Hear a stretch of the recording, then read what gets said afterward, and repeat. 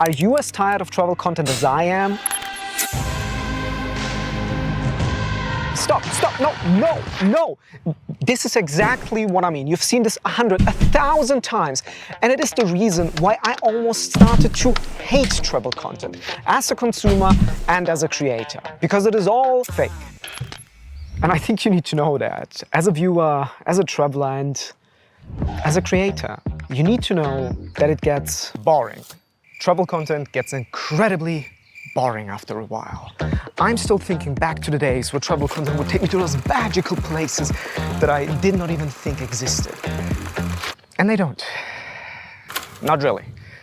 We'll get to that. What I'm trying to say is these days, watching and creating travel content for me probably feels like this setup feels for you.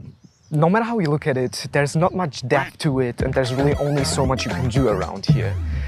Once you see it for what it is, it really does not get any more exciting than this. It stays the same plain white wall. And that's the same for me watching travel content. Blue as water, magical sunsets, epic landscapes, but nothing new. But here's something unexpected. Before you travel, traveling is a desire. It is the one thing you are looking for. And maybe you even got a taste for it. It's like that one person that you've met that felt special. It becomes the only thing you can think about. But after a while, you get used to it. It becomes the norm, until you can't even see it anymore. It can be right there sometimes. It can be right next to you. But the only thing you start caring about after a while is how it looks to the others. Well, until you realize that this is gonna be awesome on Instagram. It gets even weirder when you want to turn this into your career, because then this is your life now. Most of the days I have literally nothing to show you but this. Me sitting in front of a laptop in a van, working away. Meanwhile, I feel obliged to tell you how awesome my life is every day. But nobody wants to see this day in, day out. And honestly, I don't want to even do this anymore. What about you? No. Last year when I started traveling, I thought that was going to be the game plan. Traveling, I have my camera, I'm going to shoot travel content. And in a way, I did shoot travel content, but I just realized it's not something I like doing because I felt that it takes me out of the moment completely. So what were the reasons, or what was the main reason that you actually stopped making travel content? I think it was multiple factors. For one, the first couple of months we were traveling in very warm areas, and I was like running around like crazy with my gimbal and my heavy ass lens and camera, sweating my balls off. And I thought like, man, is this what I've been preparing for a full year? Like, yeah, finally escape the 9-to-5 and live the dream life. But it was like, it's not what I was expecting. This is a little bit hypothetical, but do you feel like travel content and travel creators, maybe unintentionally, have created this world of expectations that is not really out there?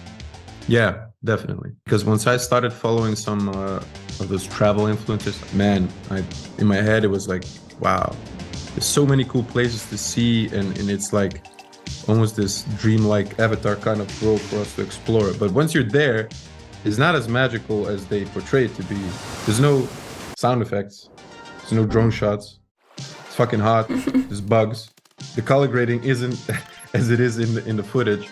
So you're telling me that Southeast Asia is not all teal and orange? No, no. And it's not always golden hour over there. So yeah, they do set some kind of unrealistic expectations, but in some other way, they also cannot capture some magical things every country in the world has to offer, which you do get to experience. Thanks, man. Stefan has made a whole video about his experience traveling and creating content. We've been here in Koh Samui for 28 days now, for the full month of February, and I haven't vlogged even once. 2022 was supposed to be the most defining year in our lives, but nobody told me nothing would go as planned. And now he focuses on what he's really passionate about while traveling. And guess what I did? I just faked this interview, which brings me to my last point. So am I saying that really everything is fake? Not quite, but let's think about it for a second. The very fact that I'm bringing my camera at a specific time, to a specific place, with a specific plan in mind, alters and distorts the experience. And the prettier, the more curated and the more intentional it is, the better content it makes. The very fact that I'm creating content takes away from the moment as it would be without that fact. I mean, look at this window. Do you think that background happens to be there by accident? What I'm trying to say is, you can't live what you display. Nobody can. As soon as you point a camera at your life, as soon as you put it on a screen or on a stage, you jump out of the system in a way. And whatever you claim your life is now over there, while you Right. are over here. Because when you're Which is filming, you don't have the why I moment stopped. anymore. I Or if wanted you're not to in the live moment, the I travel mean. life. I wanted to travel. I wanted to experience it. But showcasing my life isn't living it. It's planning, curating, and framing a narrative that would have never been there if not for me creating it in the first place. And that's fake. Which doesn't mean that influencers and creators are not genuine. Aidan Robbins made this video about how travel content literally changes the places it promotes. And Christian Schaefer made a video about all the troubles of van life and how they maybe are not worth it. So the point I'm really trying to make is that I think we should consume and create travel content knowing that moments can't be recreated or captured. They can only be told or they can be lived. And it's up to you what you make of it. I see you.